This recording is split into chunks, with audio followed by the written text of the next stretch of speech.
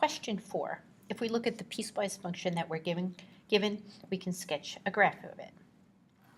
And we know for x less than 0, this is going to be a parabola. The vertex is up at 0, 1. It's going to be opening down, so we'll have something that looks like that.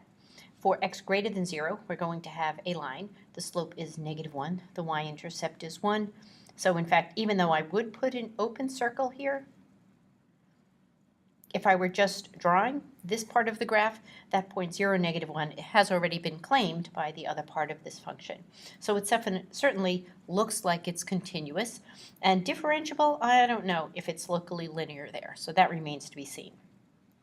To see if it is continuous, even though it looks like it's continuous, we need to use the three-part definition of continuity. So first of all, does f of 0 exist? And in fact, if we could evaluate this, then we're kind of good to go. F of 0, I am plugging 0 into the top function, and that's going to give me a 1. Question number 2, does the limit exist at 0? So let's look for the limit as x approaches 0 from the left of this function, which is going, again, I'm going to use this, and I might as well just plug in x is equal to 0. We're so close. We need to see if the limit as x approaches 0 from the right is equal, and coming in from the right, I will also get a 1. So I can say, therefore, the limit exists. The limit as x approaches 0 exists, and it is equal to 1. And the last stipulation is that the value of the function must agree with the limit, and they do. So therefore, I know f of x is continuous.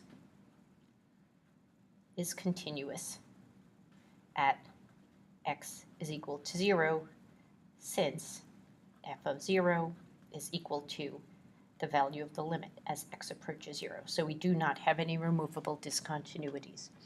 For continuity, for differentiability, in other words, does the derivative exist? Does the derivative exist? If the derivative exists, then this difference quotient must exist.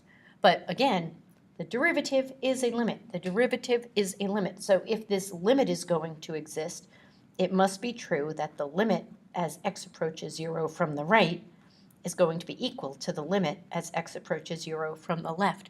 So just as we did in looking for continuity, we need to find the limit of the derivative. Now, if x is approaching 0 from the right, then the function that I'm going to use is this bottom one. If x is approaching 0 from the right, I'm using this function. So I'm going to have 1 minus x minus, and f of 0 we found earlier. That's 1. And then on the bottom, we're going to have x minus 0. If x is approaching 0 from the left,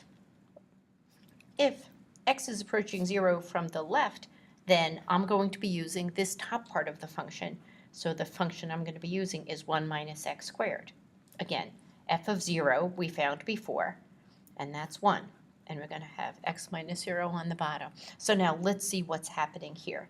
This gives us the limit as x approaches 0 from the right, and I'm just going to be left with negative x over x, which is in fact negative 1. Coming in from the left-hand side, I'm going to take the limit as x approaches 0 from the left of, and in the numerator I'm going to have negative x squared over x, which simplifies to the limit as x approaches 0 from the left of negative x, which is going to give me a 0. And since the limit as x approaches 0 from the right is not equal to the limit as x approaches 0 from the left, therefore the limit as x approaches 0 of f of x minus f of 0 all over x minus 0 does not exist. In other words, f prime of 0 does not exist. In other words, the derivative does not exist. In other words, this is not differentiable at x is equal to 0. Incidentally, we would call this the derivative from the right and the derivative from the left. And we could look at this. The derivative from the right means I'm anchoring myself at 0 and I'm taking another point a little bit to the right. And you can see that the slope of that is 0. Coming in from the left-hand side, I'm also anchoring myself at 0, but I'm taking another point a little bit to the left of that.